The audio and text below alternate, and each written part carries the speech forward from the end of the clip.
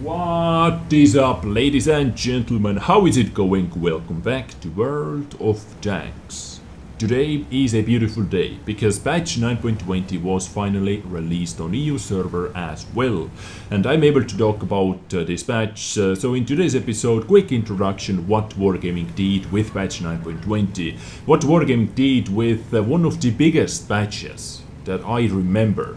9.20 I believe is the biggest patch that I can remember, with a lot of vehicle rebalances, with a lot of improvements, new tanks, new game mode, and many other things as well, many other tweaks as well. So this patch is just gigantic, massive patch. So I believe let's not waste any more time and let's jump right into the action. Let's see what Wargaming did with patch 9.20.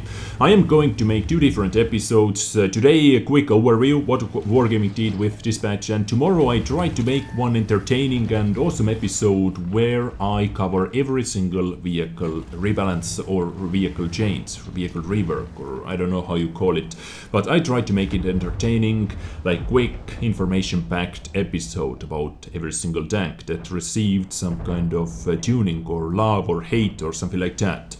And today, as said, quick overview, while you are enjoying some gameplay action on the background. First big topic is vehicle rebalance that I am going to cover tomorrow, hopefully, as I said. But quickly, let's go over it. The four nations came under the spotlight for the latest update. Japanese vehicles, French vehicles, USA vehicles and the USSR vehicles received a lot of changes. Most of the vehicles received some love from Wargaming, but some vehicles, for example Japanese heavy tanks especially, felt the nerf hammer and pretty heavily, but not as heavily as I would have hoped, but well, who am I to say that? AMX 50-155 was removed from the deck tree, but if you had that vehicle in your garage already, you were able to keep it and you got that new AMX 50-B, or AMX 50 Beast as I like to call it, because this tank is ridiculous. Let's be honest over here, guys, this tank is ridiculous. They removed Waffenträger OV100, but this is what we get to replace it, I guess. And I have heard that Waffenträger E100 is going to be back in the game as well. I have to look more into it, but just a little teaser for you, maybe. Do not quote me on that, please, guys, do not quote me on that. And actually German vehicles that I did not mention before received some love as well. Maus, Moisen and Jagdtiger 8.8 finally received some love. But British vehicles, I believe you guys have to wait a little bit more. British vehicle fans, you guys have to wait a little bit more. They revealed the information about what they are going to do to the turret and do some hulls as well. FE402's hull and turret is going to be pretty damn ridiculous, but I don't know, maybe in the next patch they are going to release changes to the British vehicles. I'm actually quite disappointed that they didn't do that in this patch, but maybe some more testings needs to be done. But in-depth vehicle rebalance episode is going to be up tomorrow. Hopefully tomorrow, guys, fingers crossed. And moving on, next up we have SPG improvements. Once again, Wargaming did some changes to the SPGs. I believe they have tweaked SPGs in every single patch starting from patch 9.18, when they released the new era of SPGs with stun effect, stun mechanic and so on. Seems like they are trying to make it perfect, and I have to be honest with you guys, SPGs at the moment are way better than they used to be in the patch 9.17, for example, before patch 9.18. But what they are going to do this time is they are going to tweak the stun effect a little bit, and how it is going to affect your tank while you are behind the cover. Previously it was pretty annoying actually. Let's say you were behind the house, fully hidden, but RTD splashed the other side of the house. You got actually stunned with that shot. But now, if you are behind a cover that is over 2 meters thick, you will be safe. You are not going to receive any damage, or you are not going to be stunned. But there are a few other things as well. Let's say only 25% of the vehicle is visible to the artillery. If RT hits that object, you are going to receive 25% of the damage, because 25% of your vehicle was visible. There are 4 steps, 25%, 50%, 75% and 100%. So if 50% of your vehicle is visible to the RT, if you're peeking to the corner and arty hits the wall, you receive only 50% of the damage, 75% of the damage and 100% of the damage if you're not behind any kind of cover, or if you're not behind a cover that is over 2 meters thick.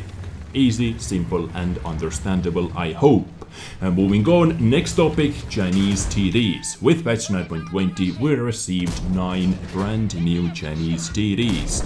And I believe you have seen a lot of episodes on my channel already. I have made review episodes about tier 8, tier 9, tier 10 Chinese TDs and tier 8 premium TD as well. This was my yesterday's episode. So if you haven't seen those episodes, if you would like to hear what I think about Chinese TDs, Chinese tech tree, go check out those episodes. But quickly what I can tell you, starting from tier 8, quite heavily armored, with pretty decent boomsticks. Tier 8 gets 130mm boomstick, tier 9 gets two options, either 130 or 152mm howitzer, and tier 10 gets 152mm howitzer with 750 alpha damage. But all those vehicles are super similar to the Soviet vehicles, especially tier 9 and tier 10 one, similar to the 704 and 268.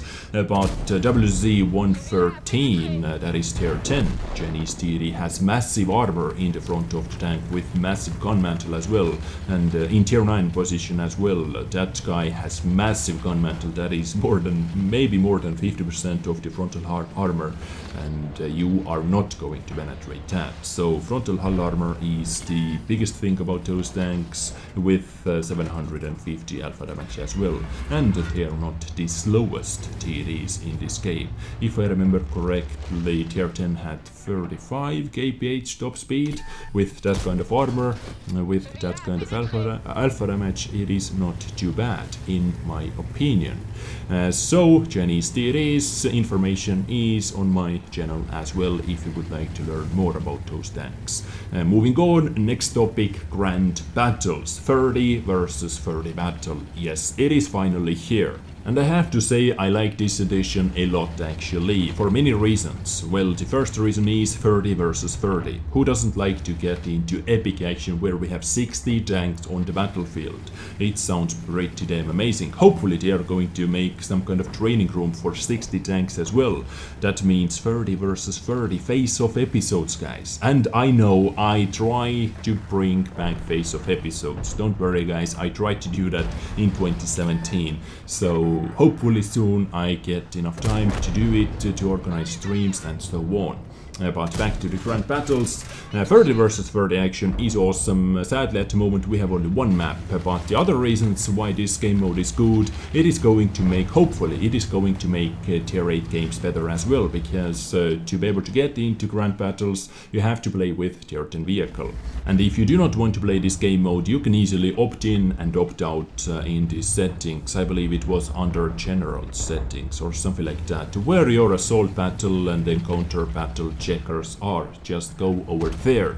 But this game mode has some other hidden benefits as well. For example, tier 8 battles. Hopefully Grand Battles game mode is going to make tier 8 battles more bearable, because at the moment facing tier 10s battle after battle, yes, this is not fun guys. I understand this is not fun, and hopefully this is going to fix it. It is getting a lot of tier 10s out from the action, and you are able to enjoy tier 8 battles once again, where you are top tier vehicle every once in a while. You cannot be top tier vehicle in every single battle of course, but this is at least a good start. So hopefully this works, but we have to wait and see. But 30 versus 30 action, only tier 10 vehicles, battle time is 15 minutes, and victory condition is the same. You have to destroy every single enemy vehicle, or you have to capture the enemy base. What else interesting about this? Oh yes, some awards. For example, to be able to get Top Gun in the Grand Battle mode, you have to get 8 or more kills. To be able to get Ratty Walters, you have to get 10 to 12 kills, and Pool's medal is from 13 to 20 kills in Grand Battles. Everything stays the same in standard battles, assault battles and encounter battles. And Mark of Excellence is not going to be part of the Grand Battle mode. I mean your standard, your regular mark of excellence is not going to be part of Grand Battle Mode. And by the way, to be able to get that Razania's Heroes Medal, you have to destroy 21 and more vehicles in the Grand Battle Mode. 21 kills, not bad guys. I wonder who sends me his first clip with 21 kills in one battle. This would be awesome. This would be bloody awesome. So this is Grand Battle Mode. Hopefully this is something for you. And as I said, you can easily opt in and opt out if you do not want to play it with your tier 10 vehicle. But moving on. Next topic, maps. Wargaming introduced terrain-related changes for hard-to-reach areas in the following maps. Do you know what that means? Hard-to-reach areas means boosting. This is just a polite way to say boosting in World of Tanks. So what did it? Changes on Karelia, Steppes, Lakeville, Abbey, Mines, Sacred Valley, Mountain Boss, El Halof and Arctic region. On those 9 maps, boosting is going to be a lot harder from now on. Let's see if this actually works as well.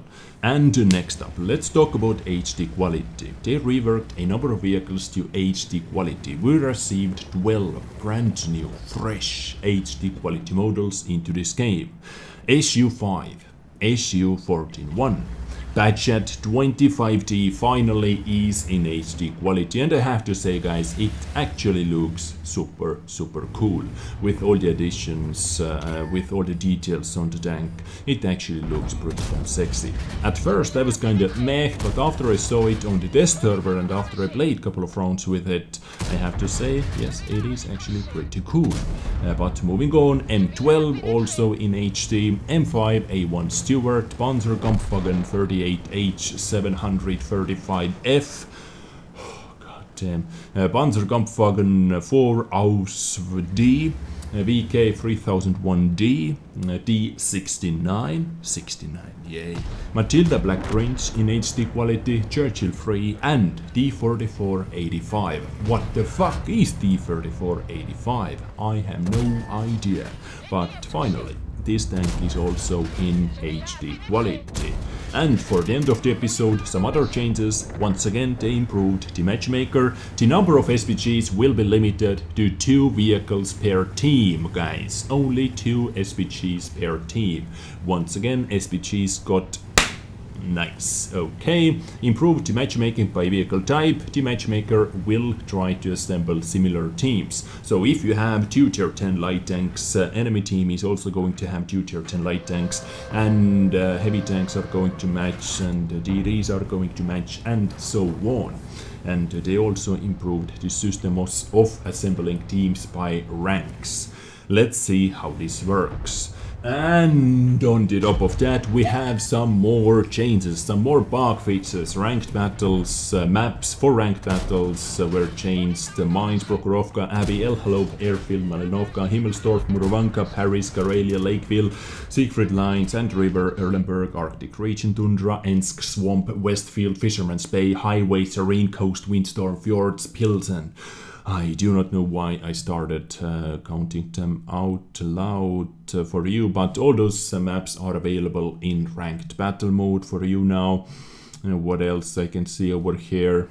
Oh yeah, improved equipment can now be demounted only with bonds. And if you had some improved equipment on your tanks already before patch 9.20 did hit the live server, they demounted every single improved equipment for free for you, so you can choose wisely once again where you would like to put them. Crew stun mechanic, they added a time of course the stun to the battle result screen, so you can keep up with that as well. And yes guys, a lot of other things. I am going to leave link in the description if you would like to dive deep into the patch notes, but I believe these were all the biggest changes and most important ones. Stay tuned for my vehicle rebalance episode, hopefully tomorrow, and I hope today's episode was informative and helpful. So I love you. Take care, stay awesome, sexy, and everything else. Take care. I said that already, maybe? I fuck off now.